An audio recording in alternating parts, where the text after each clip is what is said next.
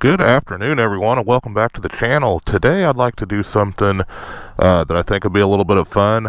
Today we're going to start out, we're going to do a little moto vlog here, if you will, and we're going to start out up here. This is a Wyeth Hill lookout in St. Joseph, Missouri. Pretty cool. This is the state of Kansas that we're looking at, and we are standing in the state of Missouri right here. This is the Missouri River, and you can see the little bit of the highway system that runs along the river down there. You can see MacArthur Drive down there, but this is a Missouri River separating Kansas and Missouri. Now what's interesting is the river didn't used to cut through here. It used to go around. You can kind of see some of the lakes back in there. Well, that's where the river used to run. So technically there are parts of Missouri on the other side of the river. It's kind of an interesting deal. But that's Rosecrans. That's an airport over there, a small airport, and it is technically part of Missouri. But today I'm going to talk a little bit about what I have observed in my first month motorcycling. So some of you that may be considering this, think maybe it's you're on the fence, it's a little intimidating to you. We're going to talk about some things that I've observed in my first month of motorcycling. But we're going to start out up here at the Wyeth Hill Lookout. This is in the north end of St. Joseph, Missouri. And we are going to go down and we are going to go to the King Hill Lookout that is on the south side of Missouri. St. Joseph, Missouri, rather, excuse me. And I haven't been there for years and years, but I think I can probably remember how to get there. So let's take a little spin down there, and we'll talk about some things on the way.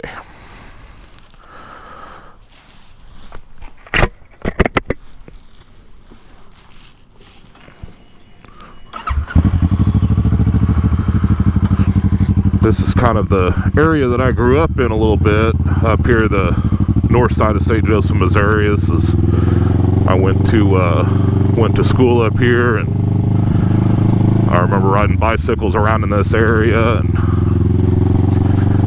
yeah, it's kind of my old stomping grounds a little bit. I don't live here anymore. I live northeast of St. Joseph, but I like to come back here from time to time, and my girlfriend and I came back here just last weekend. There's some walking trails up through there that we got to explore for the first time. They're fairly new, so that was a lot of fun. But let's get into this whole motorcycling deal, huh?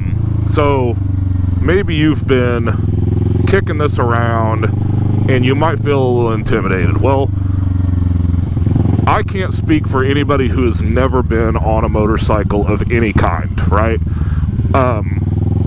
When I started riding dirt bikes, I was really young, and that kind of helped. I rode bicycles a lot, and I'm going to be honest with you, if you rode bicycles a lot, or if you still do, it's so similar, such a similar principle, you know, the gyroscopic balance of the thing, you know, keeping you upright. But obviously bicycling can't prepare you for clutch management and throttle management and, you know, things like that, selecting gears the way that you do on a motorcycle and what have you. So that's all going to be new. But let me tell you, if you have ever been on a dirt bike, if you've spent, you know, any significant amount of time at all on a dirt bike, and you didn't have any problems with that, don't be intimidated, folks.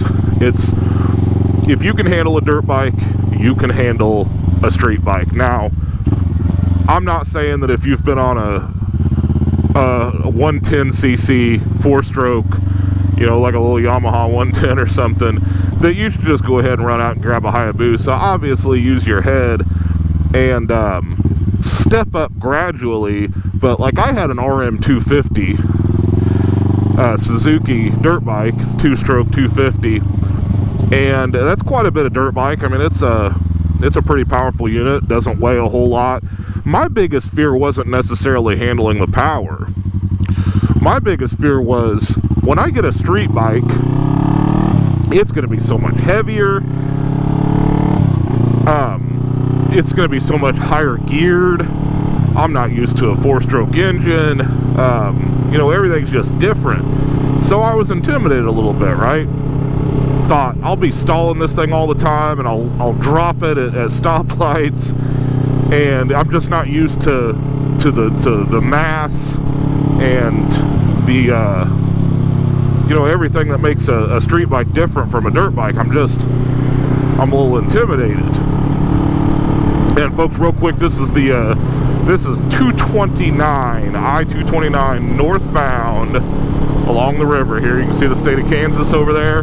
And why this is significant is because this bridge may not be here very much longer. You see we're racing a train here. This bridge may not be here much longer because they are talking about tearing it down. The maintenance cost on a 40-year-old bridge to taxpayers is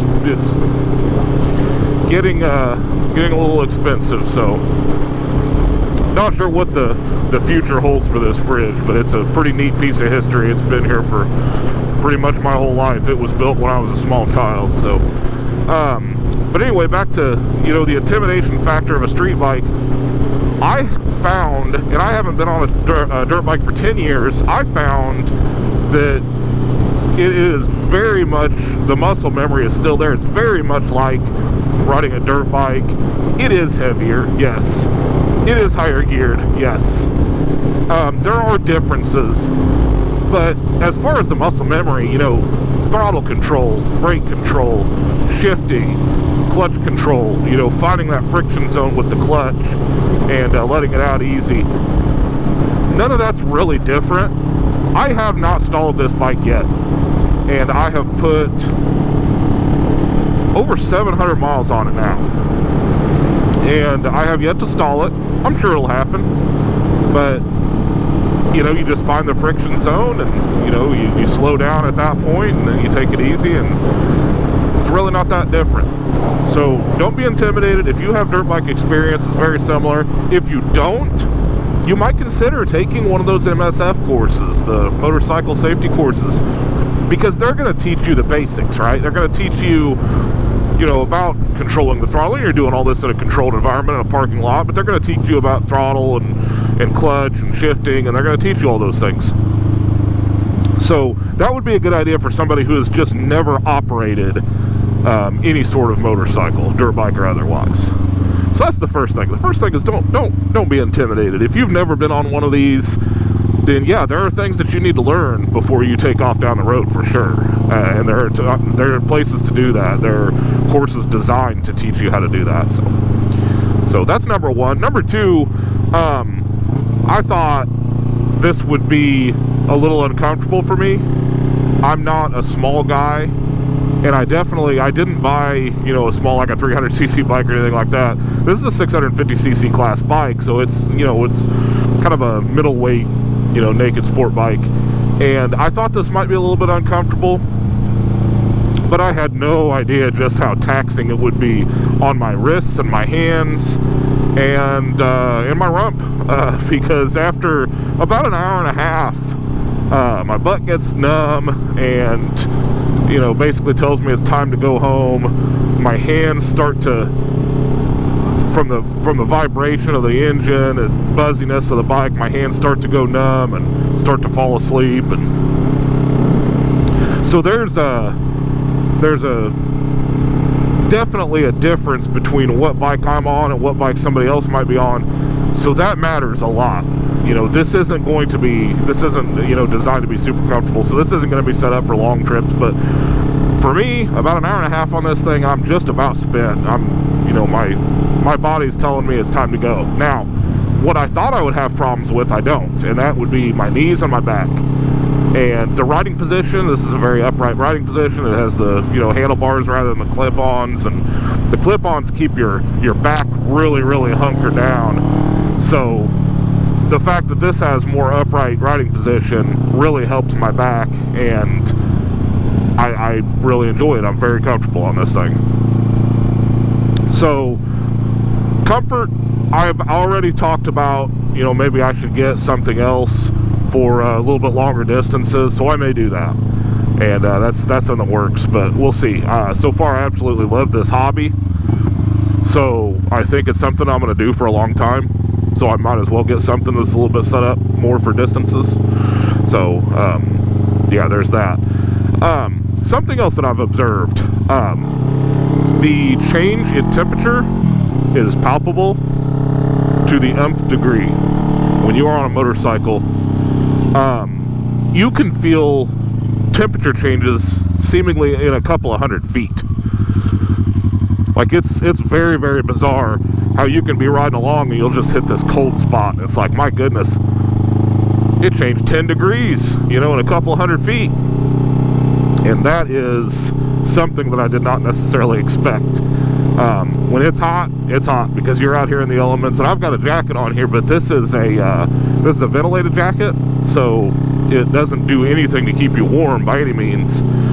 The good news is, when it's hot, it doesn't do anything to keep you warm, so you can ride in comfort. It does a good job of ventilating the air. It lets the air pass through really nicely. And let's take a look here. Yeah, again, folks, bear with me. It's been a long time since I've been here, so I'm trying to figure it out. I'm trying to remember how to get here. It's been a while. So yeah, temperature changes are very, very exaggerated because you are just out here in the elements. Now, you can wear coats, you can wear, there's more layers that you can throw on to keep yourself warm if you're feeling cold. So obviously there are steps that you can take. You just have to be prepared before you head out. You have to be prepared for that temperature, for that climate. Yeah, here we are. We're headed the right direction. So, but this is it's a lot of fun, and you know what? I'm not going to end it here. We have a few more things to talk about, but yeah, definitely riding to work in the morning, even with a coat on over this motorcycle jacket. You know, when it's 52 degrees outside, you get on the highway in the dark at that temperature, and you get the wind blowing through. Oh my goodness, folks!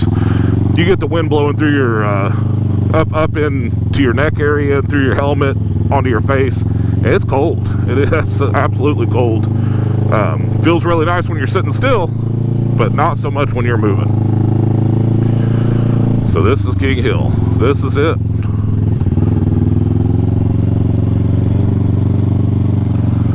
So this is the south side of St. Joseph, Missouri. This is their lookout down here. And you can see that there's a little bit more foliage. It's a little more difficult to actually see. But this is the lookout that the Southsiders use. You can see across the river over there to the state of Kansas. So we'll take off here and we'll continue to talk about this. So another thing that I've observed: things hurt when they hit you on a motorcycle. And I wear this jacket, and I know a lot of people ride around wearing t-shirts, right? They don't necessarily feel like they need to wear any sort of protection. A lot of them don't wear helmets, and I'm not going to tell you what to do, but I think for me personally, it's a very smart idea to wear a helmet, to wear a padded jacket in case I take a spill. And not only that, if you get hit by a June bug in the arm and you're doing 60 mile an hour on the highway without one of these jackets on, I mean, it's like getting shot with a BB gun. I mean, it's coming at you hard. I've been hit by, you know, bigger bugs. I don't know what it was last weekend. Maybe it was a wasp. Maybe it was a June bug.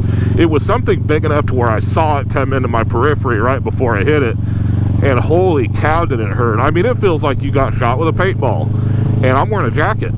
And I can't imagine what that would feel like without, you know, some sort of protection, some layer of protection between my skin and anything that's going to hit me. So that's something that I've observed, is that you're gonna hit things. You're gonna hit bugs on your visor. That's another reason, personally for me, why I would never want to wear or go out without a helmet on. Is that, my goodness, I see what my helmet and what my face shield looks like after a ride. I don't want my face to look like that.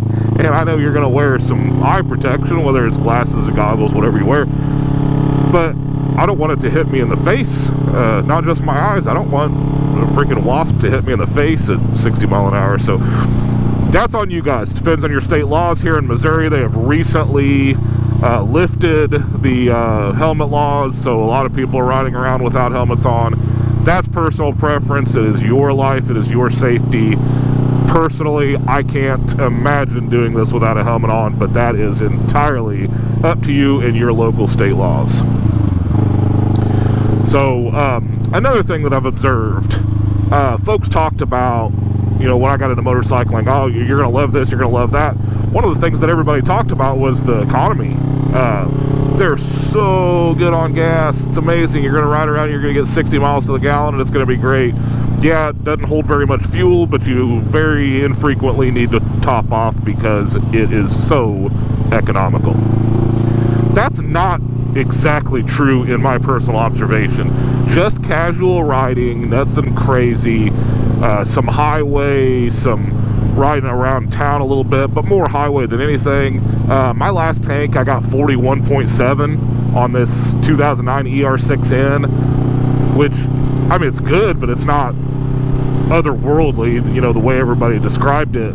I was definitely expecting more. I was expecting maybe mid-50s, something like that, but not my observation with this. Obviously, every motorcycle is going to be vastly different in this category. Some are going to get much, much better than that. Some are going to get much worse than that. But I thought being a little conservative and getting a, you know, a 650 class parallel twin middleweight naked sport bike, I thought, well, this will probably be, you know, one of those bikes that'll yield, you know, 50s for fuel economy. Nope, very, very low 40s is about what you can expect out of this. But I'm not a lightweight rider, not a huge deal, just something that I observed, something maybe I expected a little different. So, yeah, there is that. Another thing that I've observed is that anytime you want to go somewhere, you need to dedicate a little bit more time to preparation, right? What do I mean by that? For one, the gear. Now, we've talked about this too. Some people just jump on their bike and go. They don't care. They're in shorts, they're in tennis shoes, they're in a t-shirt, no helmet, no gloves, no nothing. Those people do not apply to what I'm talking about.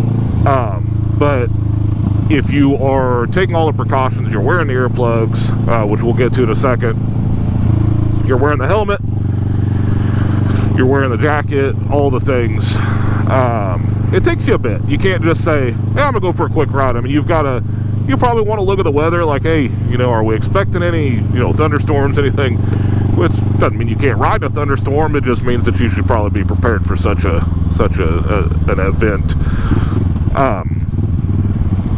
But yeah, for me, when I decide to go for a ride, you know, it's a little bit of preparation. It's hey, let me take a peek at the weather. Let me make sure that I'm not gonna get caught out in 15 minutes in a hurricane, you know.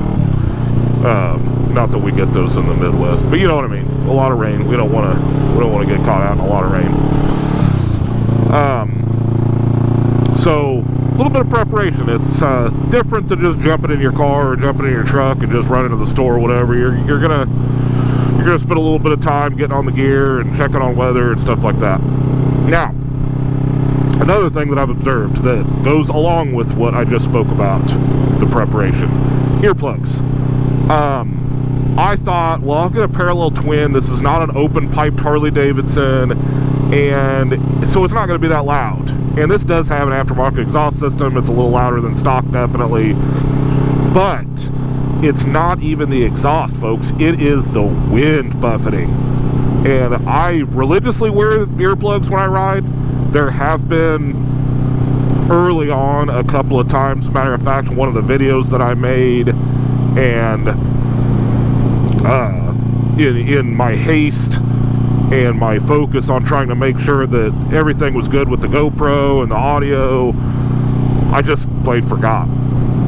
And when you get off after a half-hour ride with no earplugs on, as I did that day, your ears are ringing, and that is not a good sign. That is that is telling you that you have been exposed to potentially damaging levels of noise, and not a good idea to be out here doing this without some sort of hearing protection. I wear earplugs every time. That was, as a matter of fact, the last time that I forgot.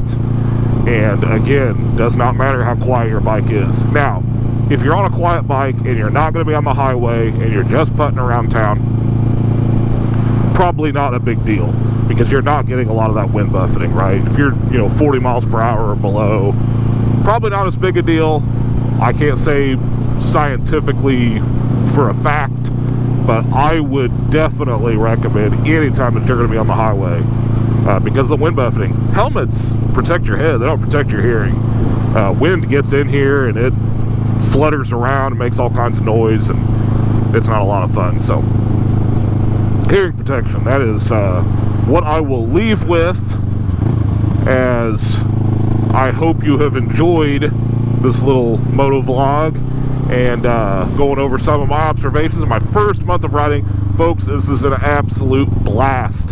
I recommend anyone who is on the fence, you're thinking about maybe doing this, but you're intimidated, give it a shot. Just take the proper precautions. Use the channels, use the resources, use everything at your disposal. MSF courses, wear the gear, do all the things to keep yourself safe, because this is a very enjoyable hobby, and a select few people give this hobby a really bad name and make it seem more dangerous than it really is, but it is a lot of fun.